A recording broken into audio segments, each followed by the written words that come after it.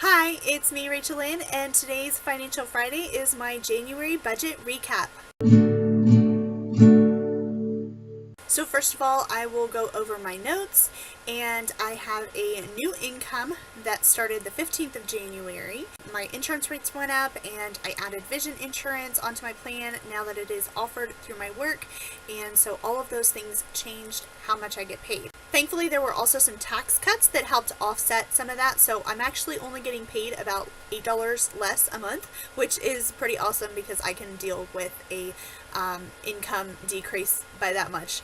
I'll be fine.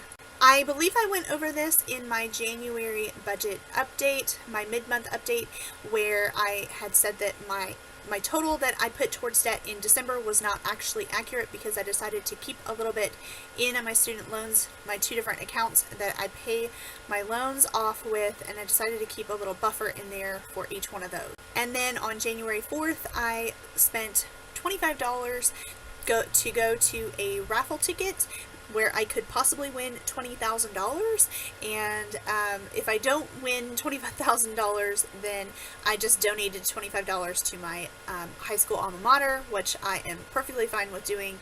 I've won $10,000 before, why not 20? And then January 29th, for weight loss, I started a new Transformer diet bet.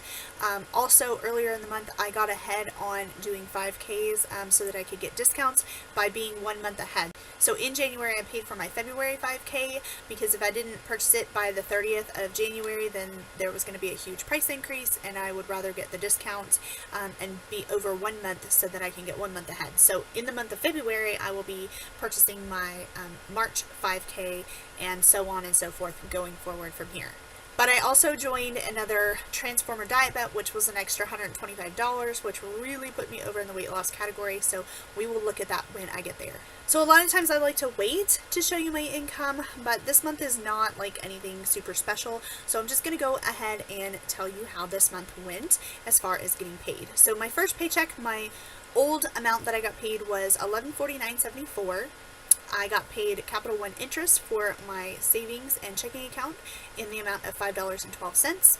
I got my second paycheck on the 15th. This is my new amount. This is how much I will get paid twice a month, every single month, the exact same thing, because I am on salary. So it's $1145.93. And then I actually got paid from iBotta. It's been months and months and months since I was able to accumulate enough money for a payout, but I was paid $32.80 from iBotta, and then I was also reimbursed for snacks that I buy for my kindergarten students, and I get reimbursed for that, and I got $49.97.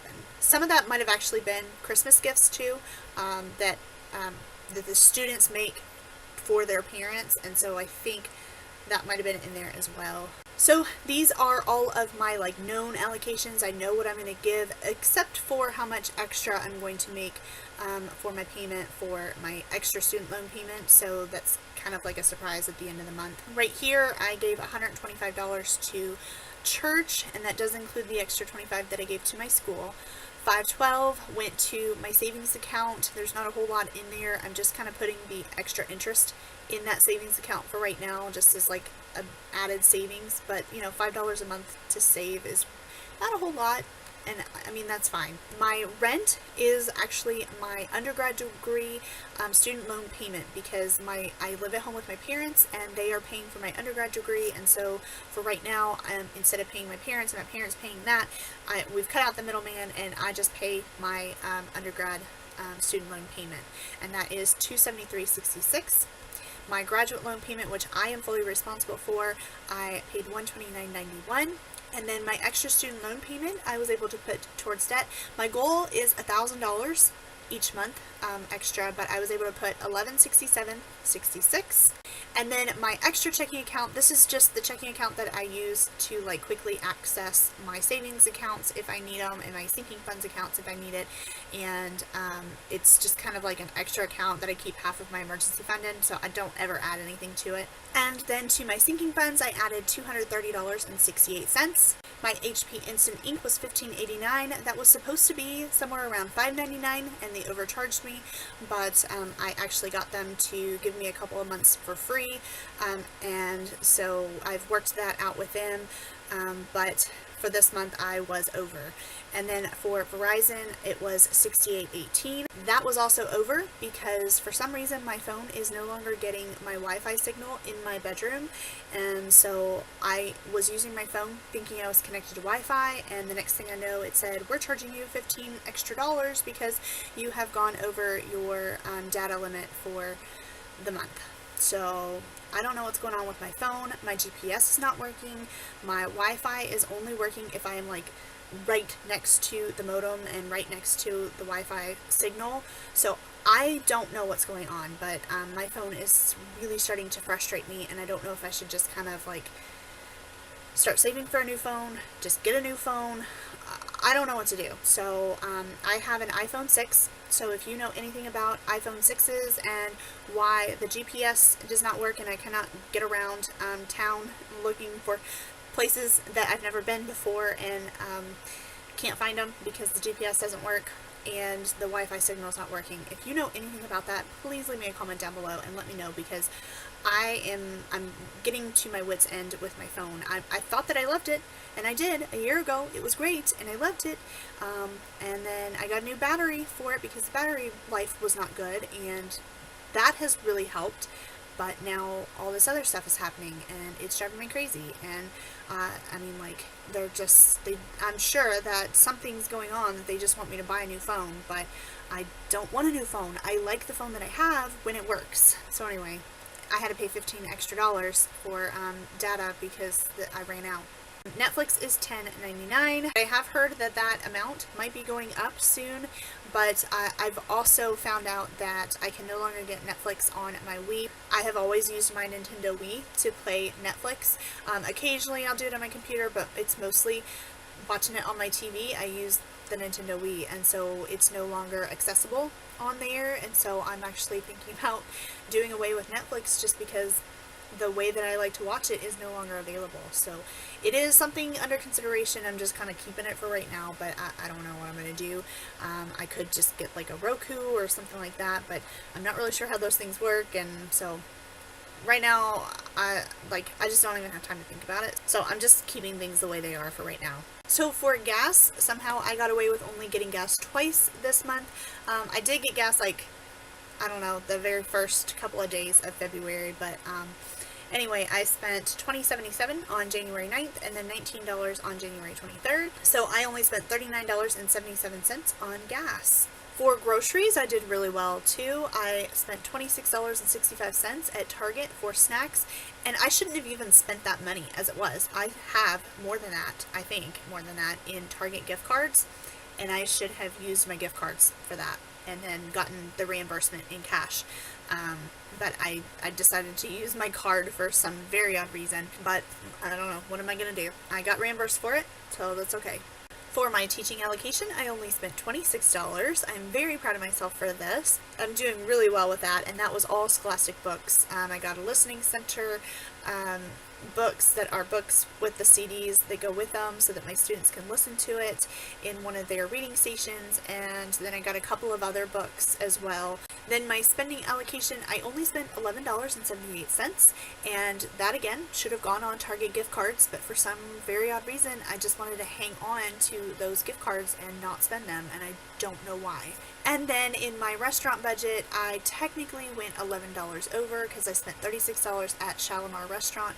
My brother and I went out to dinner and we split the cost, so I really only spent $18, and I had lowered my restaurant budget because I had so many gift cards from Christmas, and but I didn't necessarily think about that when I was like, well, I'll take the bill, you pay me the cash, and then I could put it on my credit card, get some cash rewards points for the dining out, which is kind of how I like to do that. But then it ended up putting me over because I had lowered my restaurant budget down and I'd forgotten that I had done that. So I kind of feel like, even though I went over, I don't really feel like I really went over, because it should have been, my restaurant budget should have been at the very least $40, and so then I would have been within budget. And not only that, but I really technically only spent $18 because I got the other money from my brother. So anyway, moving on. Okay, weight loss. This is where I really went over. I actually registered right here for a virtual 5K and paid $20.82. And then I decided that I loved the t-shirt so much that I had to get a t-shirt for $25.75. And then the t-shirt didn't even fit, but they did work things out with me, and so I'm actually getting another t-shirt, and they said that I could keep the one that I have, even though it's clearly not going to fit me. And so I think I'm just going to kind of hold on to the one that they originally sent me and kind of have it be like a goal t-shirt for me to hopefully eventually fit into.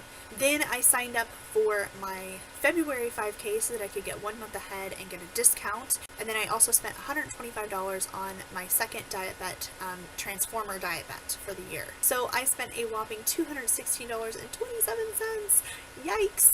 I did not want to go over that much, but hopefully next month I'll only be over by maybe like $100 because I am going to sign up for another 6-month Diet Bet coming up the next month, for starting in March, and I might end up paying that in February.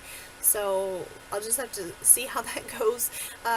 But then once those are done, I won't have to worry about those anymore, because you can only be in 3 at a time, and so that will be my third one after the next coming month. Then I had some money that came from my medical sinking fund, and I had to pay $21.98 for a new 6-month supply of contacts.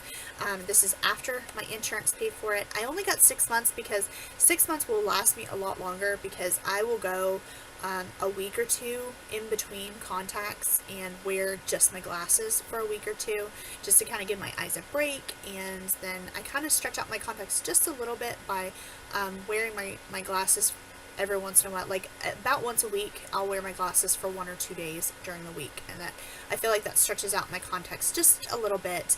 And then wearing my glasses like solidly, once I've thrown one pair away and I put in a new pair of contacts, it really stretches it out. So now we are looking at officially where everything is, where I've gone over, where I've stayed under, and where the total amounts come into play. So I was over in my church giving by $25 because of the $25 raffle ticket I got, and if I'm going to go over in any area, I am fine with going over in church giving.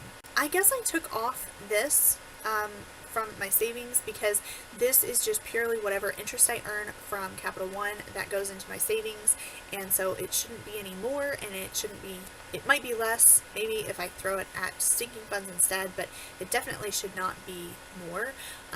So I guess I took off that so that it didn't show a negative. My rent or my undergrad student loan payment was exactly what it should be. My graduate loan payment was exactly what it should be. My extra student loan payment, I like seeing this number be negative because that means I've paid extra. So I was able to put an extra $167.66. And then actually my student loan payment was actually only like $125.